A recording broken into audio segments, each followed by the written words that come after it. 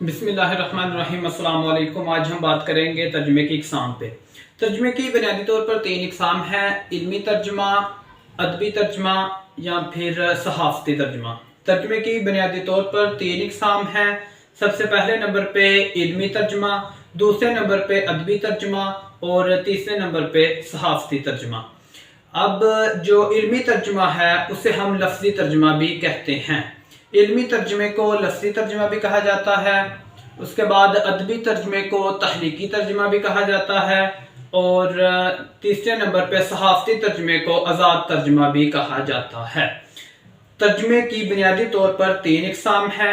सबसे पहली किस्म इल्मी तर्जुमा, जिसे हम लफ्ज़ी तर्जुमा भी कहते हैं। दूसरी किस्म इसकी है अदबी तर्जुमा, जिसे हम तहरीकी तर्जुमा भी कहते हैं।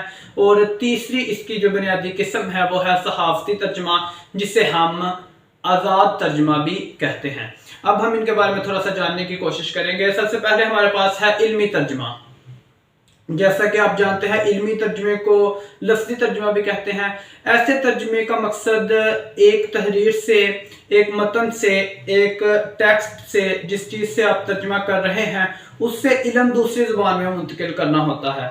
यहाँ पे ज़्यादा अदबी लिहाज से ख्याल नहीं रखा जाता। आपका मकसद जो होता है वो तहरीर में, लफ्ज़ में, जुमले में या फिर मतन में जो इल्म छुपा है उसे अपनी ज़ुबान में लेके आना है।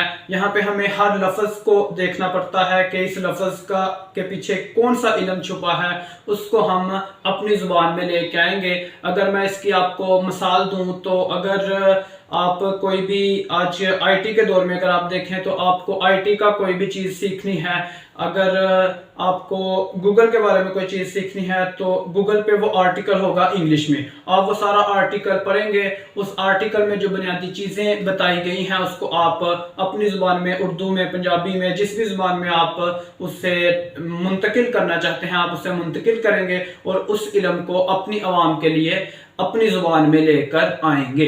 इसे हम कहते हैं इल्मी तर्जुमा। दूसरे नंबर पे हमारे पास है अदबी तर्जुमा। अदबी तर्जुमे को तहरीकी तर्जुमा कहते हैं। इसके बारे में हमने पहले भी काफ़ी बात की है। अदबी तर्जुमा किस तरह का होना चाहिए। अदबी तर्जुमा जो है वो तहरीकी होता है। अदबी तर्जुमे में जो मुतरजम है उससे जो असल तहरीर है उसको हर वक्त जहन में रखना पड़ता है।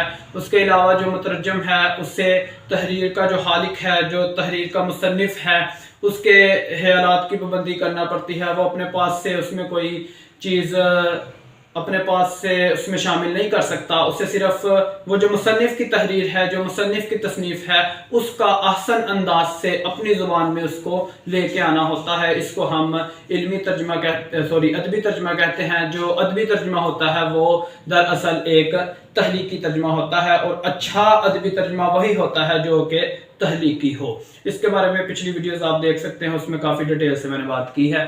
तो आखिर पे हमारे पास है सहाफ़ती तर्जुमा। सहाफ़ती तर्जुमे को हम आज़ाद तर्जुमा भी कहते हैं।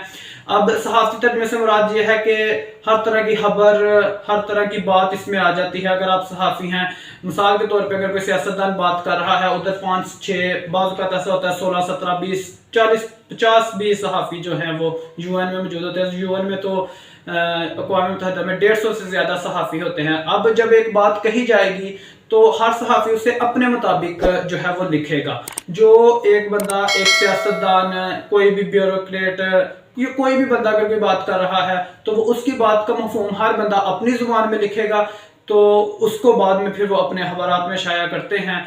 तो ऐसे तर्जुमे को आज़ाद तर्जुमा कहा जाता है।